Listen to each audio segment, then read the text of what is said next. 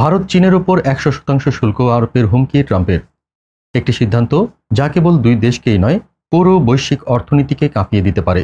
ভারত ও চীনের পণ্যের ওপর ইউরোপে দ্বিগুণ শুল্ক বসার রহস্যময় পরিকল্পনার ইঙ্গিত দিয়েছেন মার্কিন প্রেসিডেন্ট ডোনাল্ড ট্রাম্প। প্রকাশ্যে না হলেও ইউরোপীয় ইউনিয়নের সঙ্গে বৈঠকে উঠে এসেছে এই প্রস্তাব। ভারত ও চীনের ওপর ১০০% পর্যন্ত শুল্ক বসানো হোক। কিন্তু কেন এই অদ্ভুত প্রস্তাব? মূলত টার্গেট রাশিয়া। দাবি করা হচ্ছে অর্থনৈতিক চাপের নতুন ফাঁদে ফেলতে চান ট্রাম্প, যাতে পুতিন ইউক্রেনে হামলা থামাতে বাধ্য হয়। একদিকে ট্রাম্প শান্তির মধ্যস্থতার কথা বলছেন, অন্যদিকে পুতিনের সেনারা কিয়েভে চালাচ্ছেন রেকর্ড হামলা, ড্রোন, ক্ষেপণাস্ত্র, এমনকি দনবাসে সাধারণ মানুষকেও ছাড় দিচ্ছে না। প্রশ্ন হলো, ট্রাম্পের এই হুমকি কি সত্যিই বাস্তবায়িত হবে, নাকি এটি শুধু রাজনৈতিক চাল, যেখানে ভারত চীনকে ব্যবহার করা হচ্ছে চাপের হাতিয়ার হিসেবে? আর যদি সত্যিই শুল্ক বসে, তবে এর অভিঘাত শুধু মস্কো নয়, ঢাকা, দিল্লি থেকে বেইজিং পর্যন্ত বাজারে আগুন ধরাতে পারে। তাহলে কি আসল খেলা রাশিয়ার বিরুদ্ধে নয়, বরং বিশ্ব বাণিজ্যের দখল নিয়ে? এবার ট্রাম্পের টার্গেট আসলে কে?